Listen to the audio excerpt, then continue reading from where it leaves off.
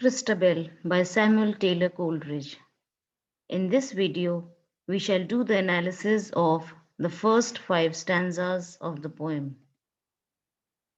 It is the middle of night by castle clock, and the owls have awakened the crowing cock. To weed, to woo, and hark again, the crowing cock, how drowsily it crew. This first stanza of the poem Christabel projects on our minds the image of a medieval English castle. The details of the castle are scattered all over the poem. On the basis of these details, we can describe it as a woodland castle. The wood stands at a distance of about a furlong from the castle gate. The castle is surrounded by a moat presumably spanned by a small bridge. In the present poem, the poet has represented the medievalism of the English people on a grand scale. Here we have poetic visions of medieval English civilization, English culture, and English superstitions, etc. So, describing the castle, the poet says that the castle clock was striking 12, the midnight hour. It wakes up the owls which hoot, to weed, to woo. The says the owl's hooting wakes the cock, and presently it crows very drowsily.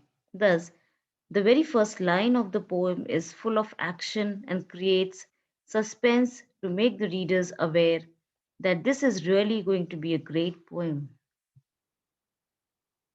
Sir Llewellyn the Baron rich hath a toothless mastiff bitch. From a kennel beneath the rock she maketh answer to the clock, 4 for the quarters and 12 for the hour. Ever an eye by shine and shower, 16 short howls not over loud. Some say she sees my lady's shroud. From lines 6 to 13, the poet informs us that the castle owner, the rich baron, has a toothless mastiff bitch. She lies in her kennel beneath the rock. When the clock strikes a quarter after 11, she howls 12 times. Whether it is rainy or moonlit, she always makes 16 howls from 11 to 12, which are short and moderately loud. The poet further says that some people of the castle say that at the time she perceives Lady Leoline's ghost that keeps wandering here and there in the castle.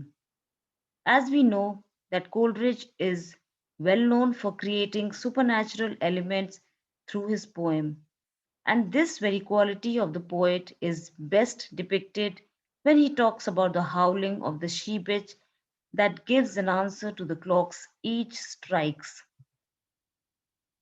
Is the night chilly and dark?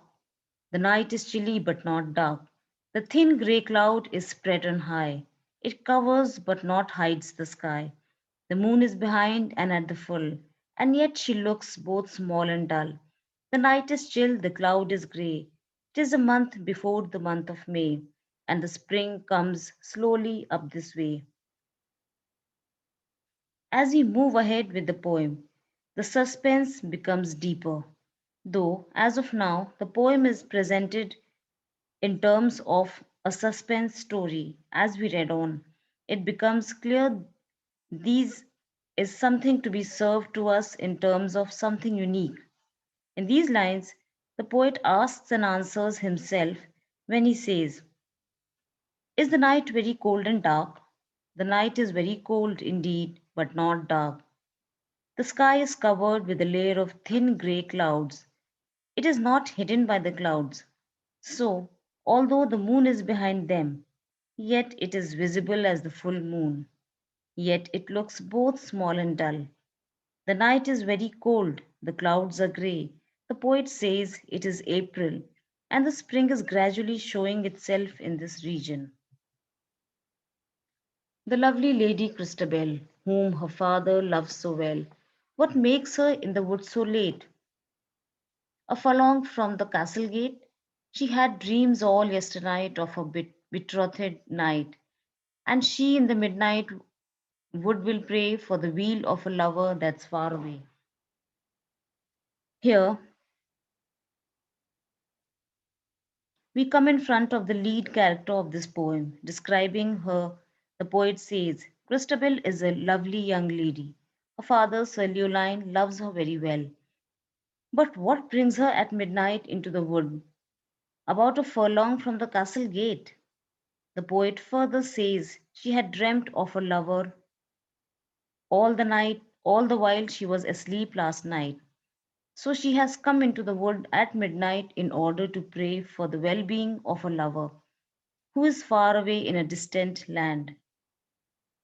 Let me tell you here that the introduction of the main character of the poem, named Christabel, is brought to us all of a sudden. And in the following, the poet says, she stole along, she nothing spoke. The sighs she heaved were soft and low, and naught was green upon the oak, but moss and rarest mistletoe. She kneels beneath the huge oak tree, and in silence prays she. She walks stealthily and silently into the forest. She also breathes softly and lowly. On the oak tree there is nothing green except the moss and the mistletoe, a parasitic plant which grows rarely on the oak.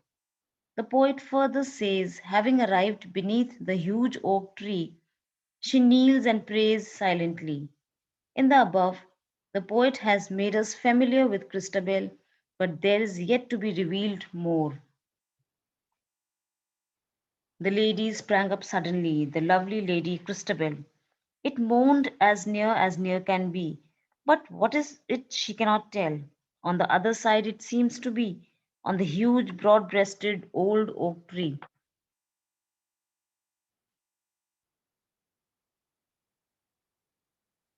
These lines are also replete with surprising elements. And in these lines also we come across surprise and suspense. As the poet himself says, that suddenly the lovely Lady Christabel springs up, hearing a low sound of pain very close to her.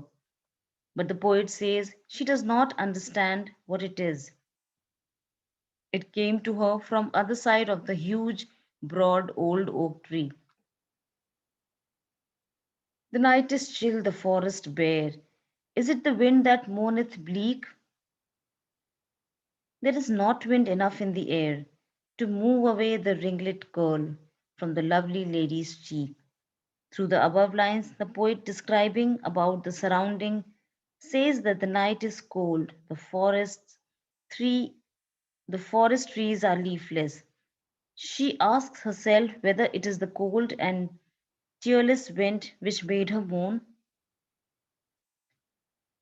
But to her surprise, the poet tells, there is not wind enough to wave the curl of her hair lying on her lovely cheek. We shall continue the rest part of it in the next video.